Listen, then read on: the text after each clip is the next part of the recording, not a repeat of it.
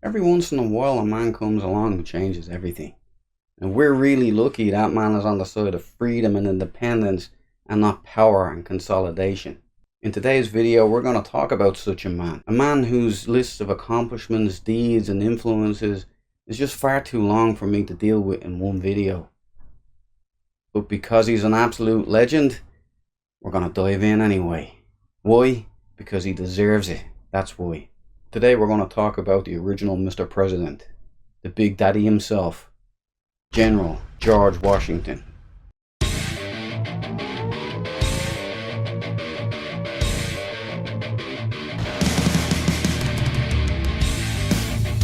I didn't think too much of it then.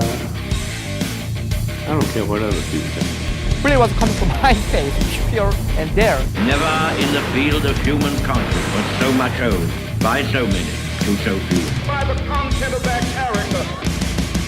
Where did we get such men? At the going down of the sun, we will remember them.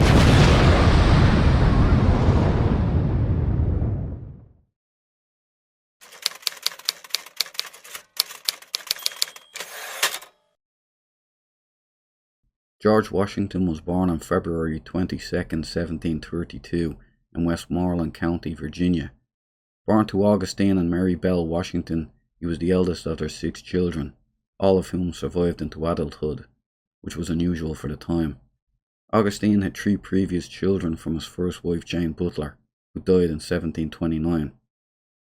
Washington's great-grandfather John Washington emigrated from Sulgrave, Northamptonshire, England in 1656 and settled into the English colony of Virginia. John managed to accumulate 5,000 acres of land, including Little Hunting Creek and the Potomac River. The family lived on Pope's Creek in Westmoreland County early on, but would eventually relocate to Little Hunting Creek in 1735 and again to Ferry Farm near Fredericksburg, Virginia in 1738. When Augustine died in 1743, George would inherit Ferry Farm, while his older half-brother Lawrence received Little Hunting Creek, which he renamed to Mount Vernon. Lawrence would also become George's ward and by all accounts gave him a good upbringing. Washington was only 11 years old when his father died, and this meant that he couldn't take ownership of Ferry Farm until the age of 21. The loss of his father at such a young age also meant that he missed out on a formal education in England, like his older half-brothers had enjoyed. This didn't slow young George down though. In fact, it probably encouraged him to develop his own wits. He would be homeschooled and also educated at Lower Church School in Hartfield, and he would learn the art of land surveying and would become a talented draftsman and mapmaker. Lawrence's wife Annie Fairfax schooled George in the finer aspects of colonial culture, which would allow him to relate to that side of society in the future. But his real education came from working men, like woodsmen and the plantation foreman. By his early teens, he had become very adept at growing tobacco, stock raising, and surveying. By 1748, Washington had become a practiced surveyor, and the following year he received a surveyor's license from the College of William and Mary when he was only 17 years old. The father of Annie Fairfax, Lord William Fairfax, would adopt the role of surrogate father to young George, and would set him up with the first real opportunity, hiring him to survey the Shenandoah Valley property before he had even obtained a surveyor's license. Afterwards, Fairfax would appoint him surveyor of Culpeper County, Virginia. Washington would resign from the role in 1750, but not before familiarizing himself with the frontier region. By the time he reached manhood, Washington towered over his peers, standing at a height of 6 foot 3 inches tall, unusual for his time. In 1751, Washington would accompany his brother Lawrence to Barbados in the hopes that the weather would cure his tuberculosis. It was unsuccessful, as Lawrence would die a year later in 1752. Washington unfortunately contracted smallpox on their trip, which would immunize him, but left slight scarring on his face. Tragically, 2 months after Lawrence's death, his only child Sarah also died. Washington would lease Mount Vernon from his widow Annie, and would inherit the land fully after her death in 1761. He was only 20 years old at the time. In the early 1750s, a tentative peace existed between France and Britain, but that wouldn't last for very long, given that the French and the British were rapidly expanding towards each other. The French military would eventually occupy the Ohio Valley in order to protect the French settlers. The territorial boundaries were not clearly defined in the area yet, and this frequently resulted in disputes between the two camps. Inspired by Lawrence's service as adjunct general of the Virginia militia, George Washington decided to seek a commission for himself and was quickly appointed as a major and commander of one of the 4 militia districts by Governor Robert Dinwiddie. Tensions between the British and the French were on the rise, with the French establishing forts between the Ohio River and Lake Erie, and the British building forts along the Ohio River. In October of 1753, Dinwiddie appointed Washington a special envoy to the French and sent him to Fort Le Boeuf to demand that the French leave the areas claimed by the British. He was also purposed with the task of making peace with the Iroquois Confederacy. Washington met with the Indian leader Half-King Tanacharison and a number of other Iroquois chiefs at Logstown. He used this opportunity to gather information and intelligence on the number and location of French forts and British individuals who had been taken prisoner. Tanacharison called Washington Conotocarius, which translated to destroyer of towns or devourer of villages. Oddly, his great-grandfather John Washington had been given the exact same moniker by the Susquehannock Indians. Washington and his party reached the Ohio River in November of 1753. They were intercepted by a French patrol and escorted to Fort Le Boeuf. Washington was greeted in good spirits by the French upon arriving at the fort. He then met with French commander Saint-Pierre and delivered to him the British demand to vacate the territories. The French refusal was immediate, but Saint-Pierre delayed the official response by a few days, eventually handing Washington the official signed refusal in a sealed envelope. As well as this, Saint-Pierre gave Washington and his party extra food and winter clothing for the journey back to Virginia. Dinwiddie would promote Washington to lieutenant colonel in February of 1754, making him second in command of the 300-strong Virginia regiment. He was immediately tasked with confronting French forces at the forks of the Ohio. Washington took half the regiment and set out for the forks in April. He soon learned that the French were constructing Fort Duquesne there, so he took up a defensive position at Great Meadows to appraise the situation. After learning that the French forces had set up camp only 7 miles or 11 kilometers away from him, Washington decided to go on the offensive. He was aware that the French detachment consisted of only 50 men, so he gathered together a small number of Virginians and Indian allies.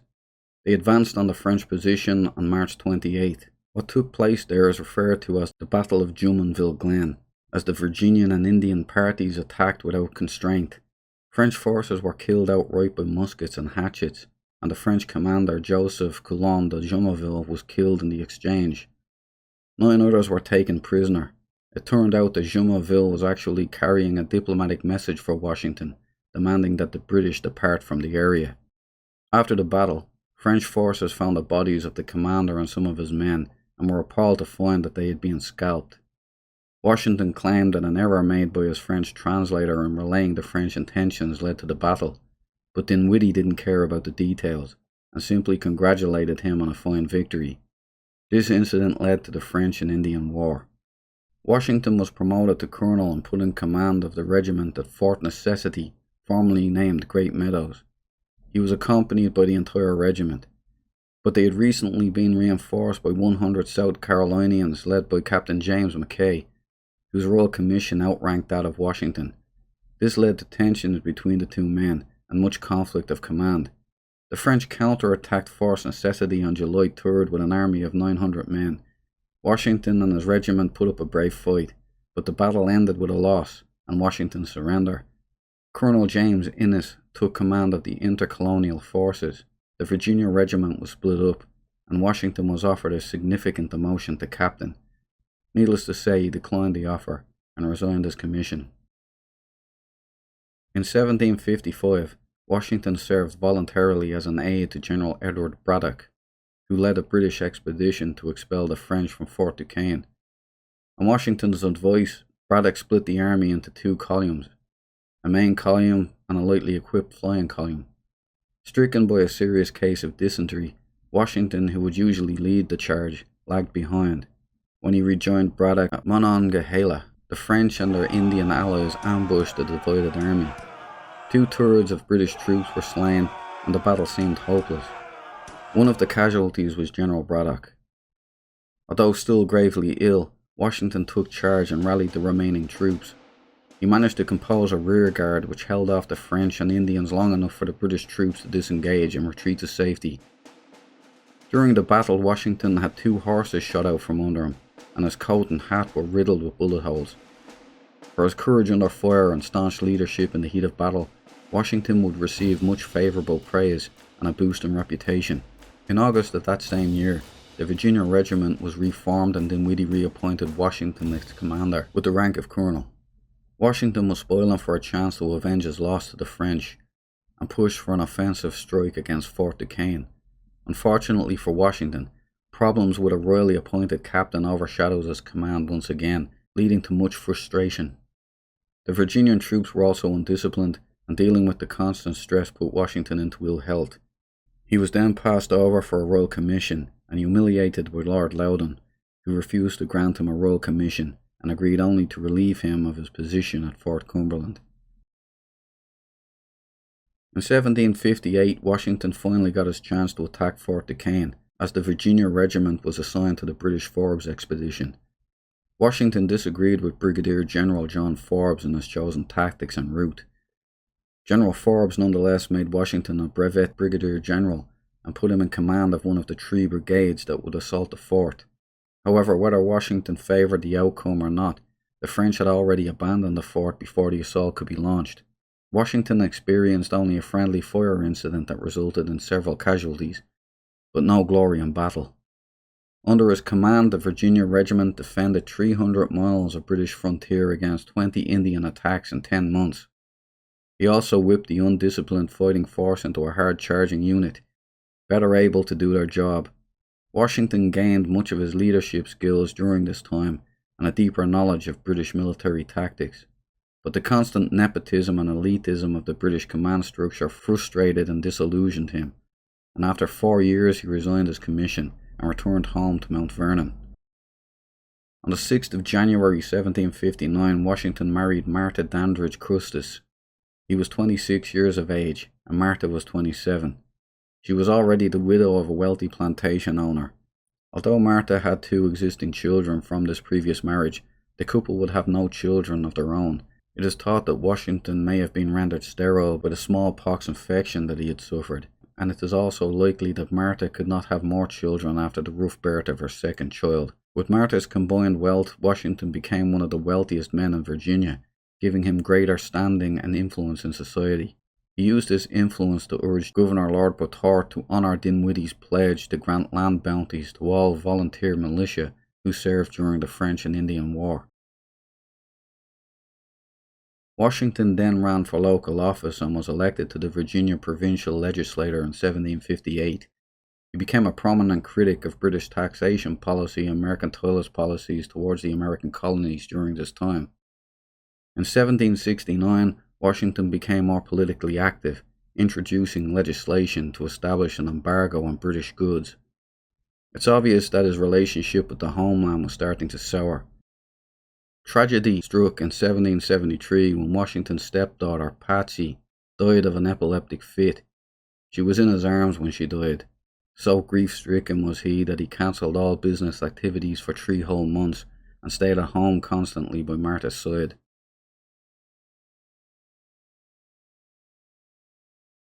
Washington was a key figure before and during the American Revolution. He had built up a disdain for the British military during his service there, in particular due to him being routinely passed over for promotion, and he despised the insipid elitism that limited his command and status. He was also opposed to taxes imposed by the British Crown on the colonies without proper representation, and the limitations it placed on American expansion into the West. He believed this restriction to be an open act of oppression.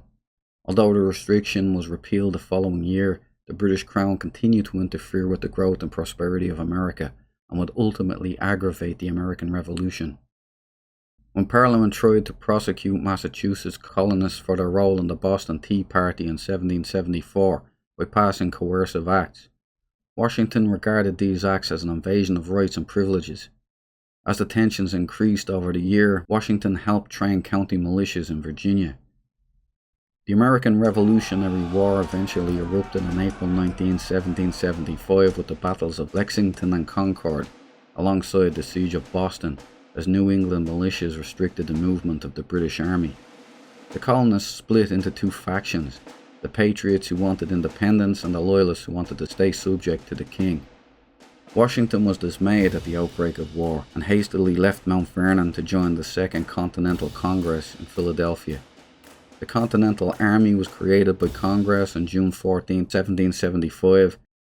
Samuel and John Adams nominated Washington to become Commander-in-Chief because of his military experience. He was unanimously elected by Congress the next day and instructed to take charge of the siege of Boston.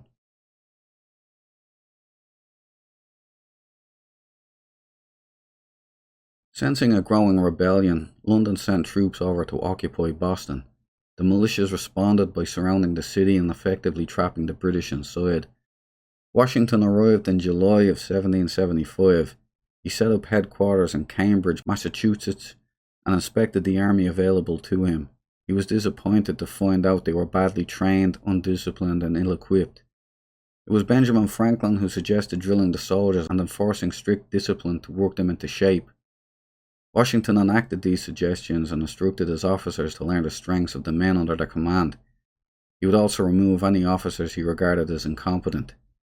By January of 1776, the Continental Army had been reduced by only half to about 9,600 men, and had to be supplemented by militia and joined by the artillery-trained Knox expedition, which had been captured from Fort Ticonderoga. The freezing of the Charles River stoked Washington's eagerness to storm Boston, but resistance from General Gates, who had reservations about untrained militias storming heavily garrisoned fortifications, convinced him to secure the Dorchester Heights instead. On March 9th, Washington's troops brought up Knox's artillery under the cover of darkness and bombarded British ships docked in Boston Harbor. By March 17th, 9,000 British troops began evacuating Boston on ships over the next 10 days. The irony of British troops being driven out of Boston on Paddy's Day is hard to take. Washington entered the city with 500 troops and ordered there to be no looting. Washington then headed to New York and began construction of fortifications in an attempt to counter the expected British attack. But New York was full of loyalists, especially in Queens and Brooklyn, so there was constant danger. While in New York, a plot to assassinate him was uncovered, and 98 people were arrested after the investigation that followed. Washington's own bodyguard Thomas Hickey was hung for mutiny and sedition. The British General William Howe began transporting his resupplied army with the British fleet from Halifax to New York, knowing that New York was a key strategic position that needed to be captured and held if they wanted to defeat the Americans. Washington also knew this. The architect of the British war campaign, George Germain, believed the war could be won in a single and decisive blow, so he threw everything that he had at the problem. Hundreds of British ships started to land on Staten Island from July 2nd onward, pouring out thousands of British troops that besieged the city. The Declaration of Independence was made on July 4th, and Washington advised his soldiers that Congress had declared the United Colonies free and independent. General Howe's troop strength totaled 32,000 regulars, versus Washington's 23,000 raw cadets and militia. 20,000 British troops would land at Brooklyn in August and move in on Washington's fortifications. Washington's generals advised a retreat, recognizing the serious numbers disadvantage, but Washington disregarded their concerns and chose to fight, apparently basing his willingness to engage the British on incorrect intelligence that reported the British strength to be only 8,000 soldiers. Howe flanked Washington's troops and inflicted serious damage. 1,500 Patriots were killed, while only 400 British troops were killed or wounded. Washington had no choice but to retreat. He ordered General William Heath to acquire rivercraft in the area, and while General William Alexander and his men remained behind to give cover, the Patriot Army retreated across the East River under darkness to Manhattan Island. However, General Alexander was captured due to his brave last stand. Pleased with his victory, General Howe sent a dispatch to Washington offering peace. The dispatch was addressed to George Washington Esquire, a total put-down. Not surprisingly, Washington flatly refused any such peace offering and demanded that he be addressed by his proper title, which was General. If he was not to be recognized by the British leadership as a general, all of his men would be hanged as rebels. Washington wasn't going to allow that. The Royal Navy moved in and began bombarding the unstable ground on lower Manhattan Island. Running out of time, Washington's generals Greene and Putnam recommended that he defend Fort Washington. He had misgivings about the decision, but ultimately heeded the advice of his generals, the results of previously not doing so still fresh in his mind. Again, it didn't work out for the Patriots, as they were unable to hold their position. Washington abandoned the fort and retreated north to the White Plains. Unexpectedly, Howe pursued him, and Washington was forced to retreat again in order to avoid being flanked and encircled by Howe's troops. He retreated over the Hudson River to Fort Lee. Howe captured Fort Washington in November and inflicted serious casualties on the Americans.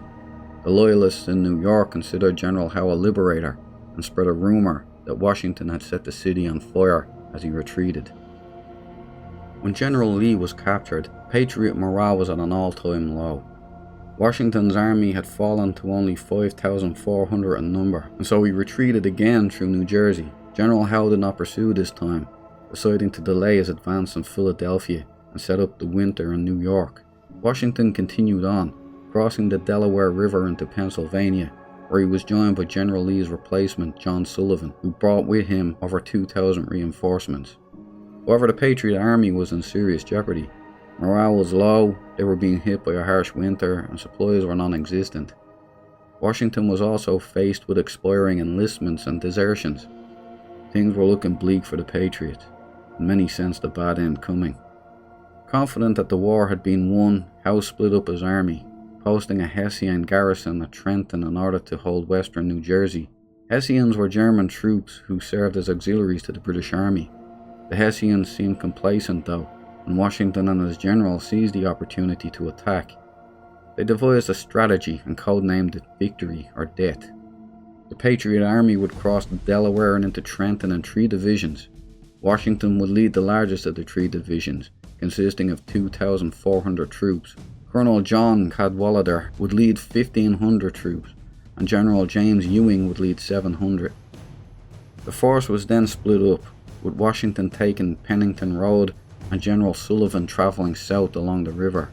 Washington had previously rounded up Durham boats, a large wooden flat-bottomed freight boat, to transport his army across the Delaware. He'd also ordered the destruction of any remaining boats that could be used by the British.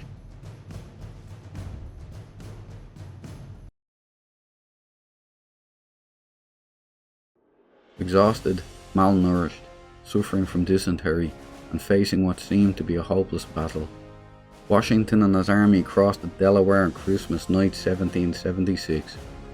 They crossed the ice-obstructed river in freezing temperatures and lashings of sleet and snow. The wind had churned up the waters and they were pelted with hail. But by 3 a.m. the following morning, the men had made it across the river without suffering any losses. But Cadwalader and Ewing failed to cross the river due to the ice and heavy currents, leaving Washington doubtful that his plan could now be successful. However, all was not lost, as the legend that is Henry Knox managed to successfully cross the river with the artillery. Washington decided to fully commit, thinking it worse to be spotted by the enemy leading his troops back across the river with his tail between his legs. So he headed on to Trenton, intent on engaging the Hessians. The troops spotted Hessian positions a mile out of Trenton. Washington then split his forces into 2 columns and rallied his men by shouting, "Keep by our officers, men! For God's sake, keep by our officers!" Washington's column took the Upper Ferry Road, and General John Sullivan's column advanced on River Road. The American Patriots marched in sleet and snow, many without shoes, their feet getting all torn up and bloodied by the ice. 2 men even died of exposure. Meanwhile, the Hessian commander Johann Rall was bunkered up in relative comfort in a home in Trenton. At sunrise, Washington led his men into a surprise attack on the Hessians, aided by General Henry Knox's heavy artillery. Rall and his forces were taken completely off guard, and the Patriots capitalized. Colonel Rall was killed in the battle, and Washington's army was able to capture some much-needed supplies. As the British sent forces to counter the Patriots, Washington retreated back over the Delaware and into Pennsylvania. He entered New Jersey on January 3rd, 1777, and launched another surprise attack on British regulars in Princeton. 40 Americans were killed in the battle, and 273 British regulars were either killed or captured. American generals Hugh Mercer and John Cadwalader were being driven back by the British and on the verge of defeat. Mercer was killed, and things looked like it was over until Washington showed up and led a counterattack to within 30 yards of the British line. The British troops made a brief stand before retreating to Nassau Hall. Colonel Alexander Hamilton focused his cannons on that location to soften them up, and Washington and his troops charged. Confronted by this, the British surrendered within an hour, with 194 soldiers laying down their arms. General Howe retreated to New York to regroup. Washington's depleted army took up winter headquarters in Morristown, New Jersey. The much-needed victories at Trenton and Princeton bolstered Patriot morale and changed the course of the war. In the summer of 1777, General Howe mounted an offensive against Philadelphia. Washington moved his troops in to defend the city, but was outmaneuvered by Howe and defeated. Philadelphia fell 2 weeks later. Looking to push the advantage, the British Army sent a major force under the command of John Burgoyne south from Quebec to Saratoga, New York, in late summer of 1777. He recaptured Fort Ticonderoga thinking it would split the rebellion, but the move backfired, and Burgoyne and his army became trapped by the American armies led by Horatio Gates and Benedict Arnold in what would become known as the Battle of Saratoga. General Howe misstepped and pursued Washington south, rather than take his forces up the Hudson to back up Burgoyne. Without the needed support, Burgoyne was left with no choice but to surrender. His army of 6,200 men lay down their arms in what was a massive and unexpected victory for the Patriot Army. Meanwhile, Washington rushed to meet Howe in Philadelphia in an effort to defend the city. After a series of pitched battles, Washington was outmaneuvered by Howe and defeated in the Battle of Brandywine on September 11, 1777. It had been General Howe's intention to control the major cities to quash the Patriot movement, and since Philadelphia was the seat of the Continental Congress at the time, Howe believed that he could end the war by running them out of the city. But what Howe failed to realize was that the Continental Congress was a guerrilla Congress, capable of relocating anywhere at any time. With the loss of Philadelphia, there was an effort made by some to have Washington removed from his position, but the effort failed and Washington's supporters won the day. Howe fared no better, as the embarrassing loss at Saratoga fell onto his shoulders, and he resigned in May of 1778, leaving the land of America, never to return. In December of 1777, Washington set up winter quarters in Valley Forge north of Philadelphia.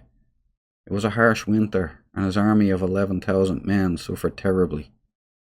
Between 2,000 and 3,000 men died from the extreme cold, hunger and disease over 6 months. Washington demanded the Congress Act, and by February they had started to deliver supplies. Incessant drilling over this time led to the emergence of a professional fighting force, and when Washington's army finally emerged from Valley Forge, they were ready to go. After learning of Burgoyne's defeat at Saratoga, the French entered a treaty of alliance with the Americans and declared war on the British. The British then evacuated Philadelphia for New York in June. As the British retreated, Washington seized the opportunity to attack at the Battle of Monmouth, but General Charles Lee jumped the gun and attacked with 4,000 men without Washington's knowledge and blundered the first attack on June 28. Washington relieved Lee and took charge, managing to fight the battle to a draw. This would be Washington's last battle in the North. He would decide to leave Howe's replacement, Sir Henry Clinton, and his forces confined to New York, and headed south to take on British General Charles Cornwallis at Yorktown, Virginia. Overwhelmed by Patriot and French forces, backed up by 29 French warships, Cornwallis held out for as long as he could, but on the 19th of October 1781, he reluctantly surrendered. The first shot of the battle was fired by none other than George Washington himself. With the aligning victory of the French fleet at the Battle of the Chesapeake and the separation of Clinton's forces from aiding Cornwallis, the British formally surrendered. It took 2 days of negotiating terms before it was completed, Once done, Washington threw a big party for the American, French and British generals as a show of goodwill. At this party they engaged in banter and revels and recognised each other as fellow fighting men. The victory at Yorktown brought an end to the war. Washington was surprised by this, as were many others, as the British still had 26,000 men in New York. The British formally recognised the independence of the United States by signing the Treaty of Paris on the 3rd of September 1783. Following this, Washington disbanded his army, giving his farewell address on November 2nd. He would then oversee the evacuation of British troops from New York and make Henry Knox Commander-in-Chief. In his final address in uniform, Washington said, "I consider it an indispensable duty to close this last solemn act of my official life by commending the interests of our dearest country to the protection of Almighty God and those who have the superintendence of them to His holy keeping."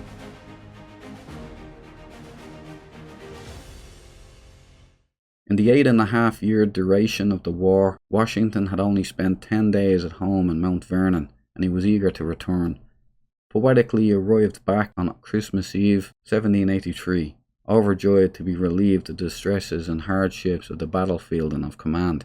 He had since become a celebrity, and was flooded by a constant stream of well-wishers at Mount Vernon.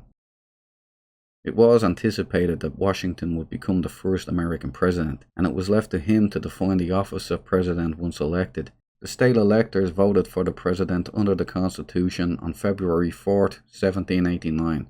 It took until April 5th for a quorum to be reached, and Congressional Secretary Charles Thomson was sent to Mount Vernon to tell Washington he had just been elected. John Adams would serve as his vice president. Washington was apprehensive about once again leaving his life at Mount Vernon, but left for New York City anyway on April 16th to be inaugurated. George Washington was inaugurated on April 30th, 1789. His coach was preceded by a militia, and he was greeted by a crowd of over 10,000 strong. He was sworn in on the Bible and addressed with a 13-gun salute. Washington refused a salary for serving, but Congress insisted that he take it. He was awarded $25,000 per year to cover the costs of his office. It was Washington who decided on the title of Mr. President, rather than the proposed His Highness the President. Washington wasn't a fan of the regal stuff, as you know. He also set the precedence of the inaugural address, messages to Congress, and the cabinet form of the executive branch. Although he was adamant to serve only one term, he ended up serving 2 terms due to the strife in his burgeoning nation. This is why presidents only have 2 terms to this day. Washington was tolerant of other opinions, but he had reservations about a democratic system due to political violence. A man truly ahead of his time. He also established a smooth transition to power for future presidents. Since this was the very first presidency, he had a lot of work to do figuring this stuff out. In Washington's farewell address, he stressed the dangers of partisanship and local discrimination, warning that America could only work when being an American was more important than being regional. National pride was paramount if the nation could stand at all. He pleaded for men to put aside their partisanship for the common good of all Americans. He also stressed the point that religion and morality are indispensable supports of a republic. After stepping down, Washington returned to his beloved Mount Vernon to settle into retirement in March 1797. Second President of the United States, John Adams, nominated Washington for Commander-in-Chief of the armies without consulting him. Washington decided to accept and served as the commanding general from July 13, 1798 until his death.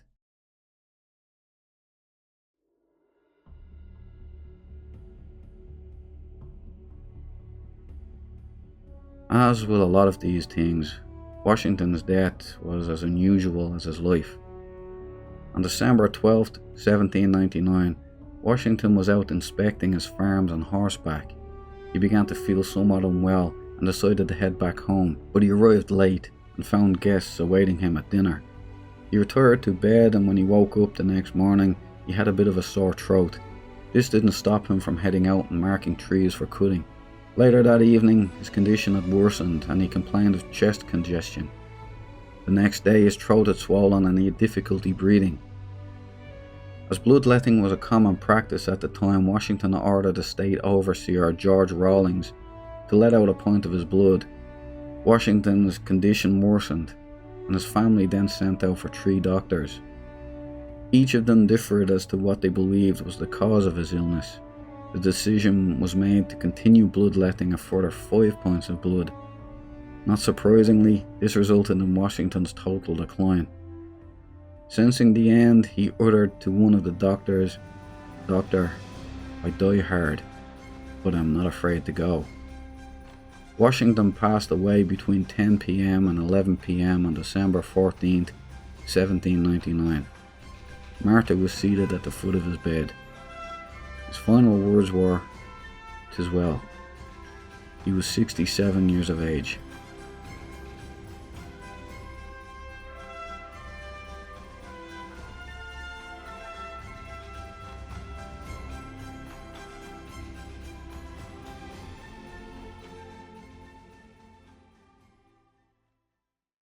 So there you have it. The man himself. Unbelievable, really. I mean, he had that lovely place, Mount Vernon, lovely wife, lovely home to go to, and didn't spend much time there at all. Every time we go home to rest, off we trot to the next big responsibility. Makes me feel lazy. I mean, it's very inspiring. It's unbelievable. I was tired just reading about it. Anyway, as usual, if you've gotten this far in the video, thank you very much. I appreciate you. I couldn't do this without you guys even just mentioning in the comments.